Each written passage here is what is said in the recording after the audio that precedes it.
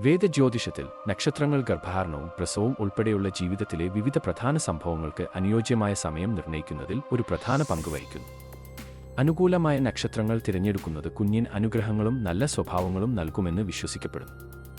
ഗർഭധാരണത്തിനും പ്രസവത്തിനും ഏറ്റവും അനുയോജ്യമായ ചില നക്ഷത്രങ്ങളെക്കുറിച്ചും പൊതുവായ ജ്യോതിഷപരമായ പരിഗണനകളെക്കുറിച്ചും നോക്കാം. രോഹിണി. ഒരു വണ്ടിയോ രഥമോ ചിഹ്നമാക്കിയ രോഹിണി പ്രസവത്തിന് വളരെ ശുഭകരമാണ്. ഇത് ഫലഭൂയിഷ്ഠത, വളർച്ച, പരിപോഷിപ്പിക്കുന്ന ഊർജം എന്നിവയുമായി ബന്ധപ്പെട്ടിരിക്കുന്നു. ഇത് ഒരു പുതിയ കുടുംബാംഗത്തിന്റെ വരവിന് അനുകൂലമായ സമയമാക്കി മാറ്റുന്നു. പൂയം.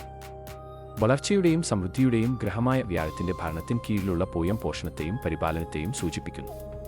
ഈ നക്ഷത്രത്തിൽ ജനിക്കുന്ന കുട്ടികൾക്ക് ദയ, അനുകമ്പ, നല്ല ഭാഗ്യം തുടങ്ങിയ ഗുണങ്ങൾ ഉണ്ടാകുമെന്ന് വിശ്വസിക്കപ്പെടുന്നു. എല്ലാ കാര്യങ്ങൾക്കും ഏറ്റവും ശുഭകരമായ നക്ഷത്രങ്ങളിൽ ഒന്നായി ഇത് കണക്കാക്കപ്പെടുന്നു. അശ്വതി.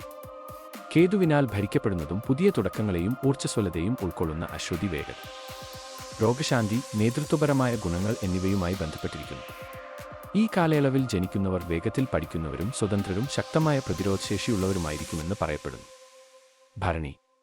ശുക്രനാൽ ഭരിക്കപ്പെടുന്നതും സ്ത്രീ പ്രത്യുത്പാദന അവയവത്തെ സൂചിപ്പിക്കുന്നതുമായ ഭരണി സർഗാത്മകത, ആകർഷകത്വം, കലാപരമായ പ്രവണതകൾ എന്നിവയുമായി ബന്ധപ്പെട്ടിരിക്കുന്നു. ഇത് സൃഷ്ടി, ജനനം, ഫലഭൂയിഷ്ഠത എന്നിവയെ സൂചിപ്പിക്കുന്നു. ഇത് ജനനത്തിന് വളരെ ഭാഗ്യമുള്ള നക്ഷത്രമാക്കി മാറ്റുന്നു. ഉത്രം. ഈ നക്ഷത്രം നേതൃത്വത്തെയും ആകർഷകത്വത്തെയും പ്രോത്സാഹിപ്പിക്കാൻ സഹായിക്കുന്നു. അത്തം. ഒരു കൈ ചിഹ്നമാക്കിയ അത്തം കഴിവുകൾ, കഠിനാധ്വാനം, ആകർഷകത്വം എന്നിവയുമായി ബന്ധപ്പെട്ടിരിക്കുന്നു. അത്തത്തിൽ ജനിക്കുന്ന കുട്ടികൾ പലപ്പോഴും കലാപരമായ കഴിവുകളുള്ളവരും ഐക്യം കൊണ്ടുവരുന്നവരുമായിരിക്കും.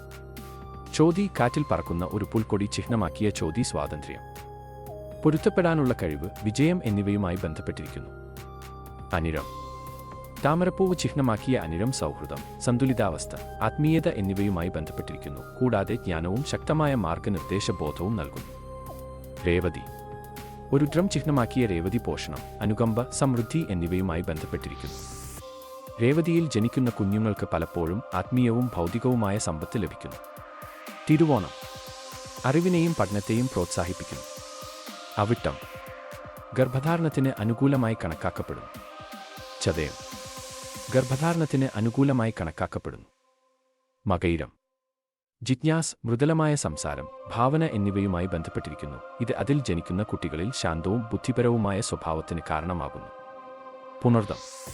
അമ്പുകളുടെ ഒരു കൂടാരം ചിഹ്നമാക്കിയ പുണർദം പ്രതിരോധശേഷി, ശുഭാപ്തിവിശ്വാസം, ദയ എന്നിവയുമായി ബന്ധപ്പെട്ടിരിക്കുന്നു. ഇത് നല്ല ഭാഗ്യവും നല്ല ചിന്തയും നൽകുന്നു.